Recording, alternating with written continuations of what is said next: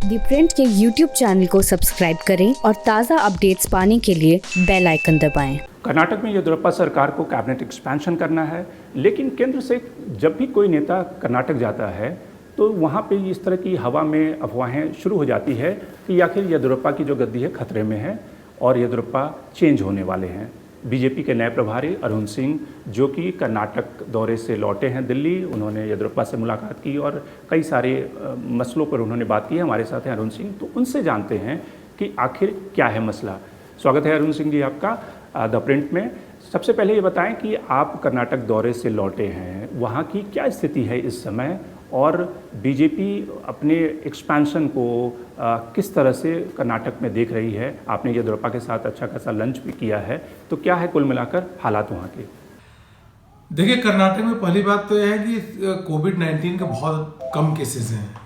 1,1200 cases वहाँ पे हो रहे हैं। मुख्यमंत्री और सरकार ने बहुत अच्छी तरीके से इस कोविड-19 के दौरान विभिन्न प्रकार के उपाय लिए हैं। और दूसरी बात है कि हमारा संगठन देखिए काफ़ी कर्नाटक में मजबूत है। अभी पंचायत के चुनाव होने वाले हैं, तो पंचायत की तैयारी में सब लोग लगे हैं। ग्राम स्वराज जो अपना समावेश अभी हुआ है पूरे प्रदेश भर में, उसमें काफ़ी लोग उसमें शामिल भी हुए हैं। संगठन अपने स्तर पे विस्तार के लिए काम कर रहा है और सरकार भी अच्छी तरीके से वहाँ काम कर रही है। दोनों में बहुत अच्छा तालमेल है। एक जो सवाल बार बार आता है कि कैबिनेट एक्सपेंशन काफ़ी दिनों से रुका हुआ है, तो ये एक्सपेंशन कब तक होने की संभावना आपको लगती है? देखिए, यह तो मुख्यमंत्री का प्रोरोगेटिव होता है, उनका अधिकार होता है कि मंत्रिमंडल का विस्तार करना। और मेरी चर्चा हुई है, विस्तार होगा, समय में विस्तार होगा। एक सवाल जो बार बार पूछा जाता है कि जब भी कोई कर्नाटक की बात होती है कि येदियुरप्पा रहेंगे नहीं रहेंगे, येदियुरप्पा को चेंज किया जा रहा है, ये सवाल हमेशा बना रहता है। तो क्या है येदियुरप्पा, कैसी येदियुरप्पा सरकार काम कर रही है और येदियुरप्पा जी फिलहाल कंटिन्यू कर रहे हैं? नहीं, इस प्रकार का मेरे तो ध्यान में नहीं है कि ऐसा कोई प्रश्न है, लेकिन हाँ इतना जरूर है, मैं यह कह सकता हूँ कि येदियुरप्पा जी तो मुख्यमंत्री हैं, येदियुरप्पा जी रहेंगे। और येदियुरप्पा जी जैसा कर्मठ व्यक्ति और मास बेस्ड लीडर और जो बहुत अच्छा काम कर रहे हैं, हमारे मुख्यमंत्री हैं, मुख्यमंत्री रहेंगे।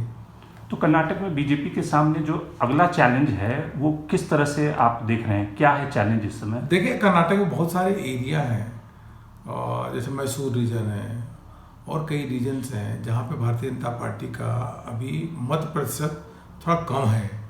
उस मत प्रतिशत को बढ़ाना, और 2008 में भी हम 110 सीटें जीते थे, अभी भी हम 104 सीटें जीते हैं।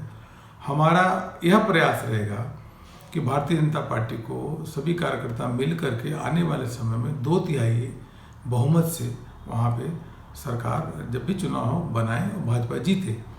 इस लक्ष्य को लेकर के आगे बढ़ना है और कम से कम 12 से 15% वोट अपनी जिन एरिया में हम कमज़ोर हैं उस एरिया में अवश्य रूप से बढ़ाने का काम करेंगे।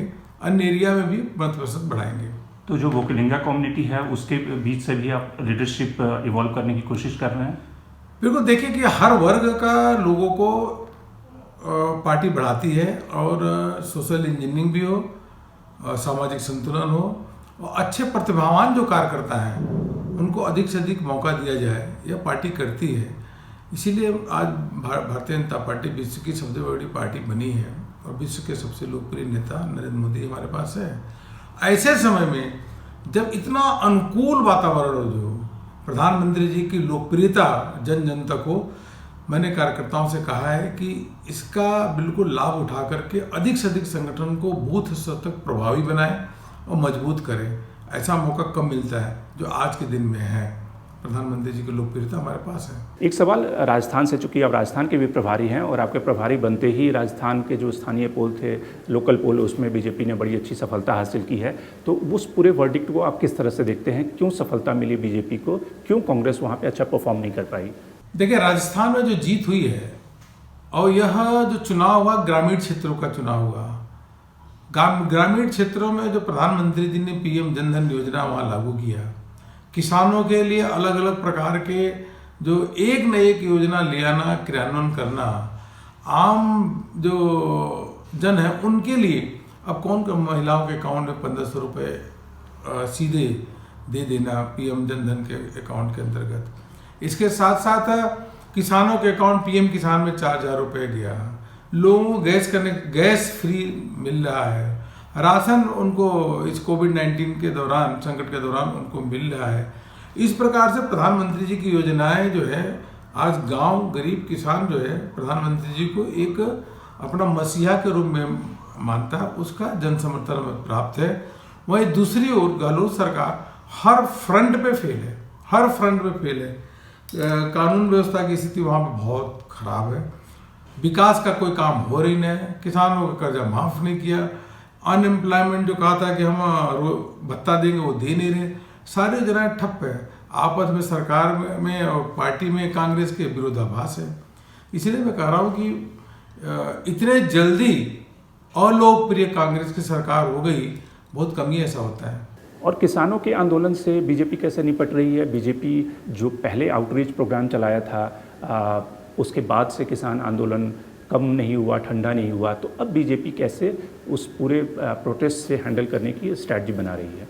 देखिए, किसान आंदोलन से निपटने के लिए निपटना तो मैं नहीं कहूँगा, लेकिन इतना जरूर है कि हमने बहुत अधिक अवेयरनेस कैंपेन पहले भी की थी, जन जागरण अभियान, जिसके माध्यम से किसानों को, आम जन को बताने का काम किया था कि यह जो कृषि सुधार अधिनियम है, इसके माध्यम से जो किसान बंधन से मुक्त होंगे, 70 साल के बंधन में थे, उसी के साथ साथ उनकी आमदनी बढ़ेगी और इन्वेस्टमेंट आएगा, प्रोडक्शन उनका बढ़ेगा, और यह सब चीज़ें बताने का काम किए थे हम लोग। देश भर के किसान प्रधानमंत्री जी के साथ हैं।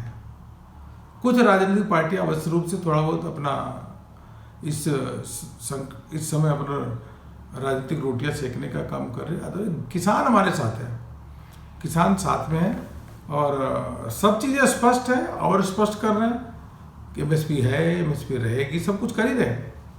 इसके लिए आप लोग और संगठन के स्तर पे और जनसंपर्क करेंगे, किसान पंचायत करेंगे, चौपाल लगाएंगे? देखिए, जहाँ जहाँ भी जरूरत पड़ेगी भारतीय जनता पार्टी के कार्यकर्ता पहले भी समझाने का काम किया, अभी भी समझाने का काम करेंगे, बताने का काम करेंगे, और जो अधिनियम है इनकी जो अच्छाइयाँ हैं, जो किसानों के जीवन में बिल्कुल बदलाव ले आएंगी, उनको बताने का काम कर रहे हैं और करेंगे भी। बहुत बहुत शुक्रिया। ये थे बीजेपी महासचिव अरुण सिंह, जो कर्नाटक के प्रभारी हैं, जो अभी हाल में कर्नाटक का दौरा करके आए हैं, और इनका साफ कहना है कि येदियुरप्पा बने रहेंगे। येदियुरप्पा को बिल्कुल भी नहीं हटाया जा रहा है। येदियुरप्पा अच्छा काम कर रहे हैं, हार्ड वर्किंग है, और जो कैबिनेट एक्सपेंशन है वो अगले कुछ दिनों में पूरा हो जाएगा। Shankar Animesh, the print.